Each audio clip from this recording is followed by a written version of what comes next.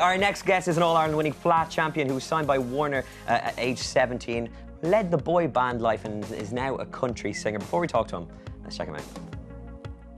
I live right on a market street. The people are like family. They set up 7 days a week. Yeah, they're welcome to the studio, Derek. Thank you so much for coming in. Now, thank you so much for coming in. Yeah, before we start talking about the country music and stuff, tell us how you went from being in a boy band, D-side, to becoming a country singer. Well, I was always into country, you know, and I was just lucky enough, I suppose. It was kind of a lot of lads' dream to get into the boy band, you know, when I was growing up with the success of Westlife and Boyzone. And then it was always the plan to come back and write my own country album, and that's what I did, and thank God it all worked out all right, and here I am. So. And here you are. Yeah.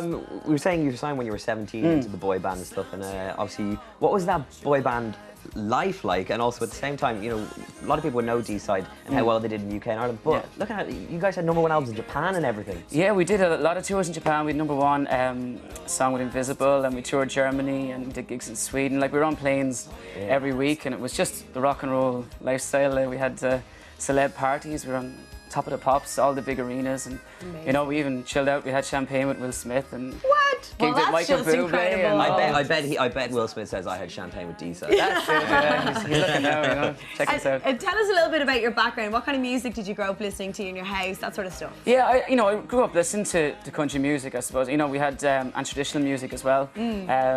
Listened to all the Irish country stars, and then Johnny Cash and, you know, Kenny Rogers. And you play the baron as well, don't you? I do, yeah. We spent our time when we were young going to flag holes all around the country, and won a few All-Ireland titles and different things, but it was just, we enjoyed it, you know, and just a couple. And then we got into, as I got older, when I was about 13, I started playing the guitar and, you know, got into songwriting, went to see Garth Brooks in Croke Park, and that just really, you know, suddenly country was very cool in my eyes. And well, I mean, Garth Brooks is one of the biggest song artists ever, not even I think he's the biggest. I think he's the #1, isn't he? He's up there, like, Elvis, I think so. on the top.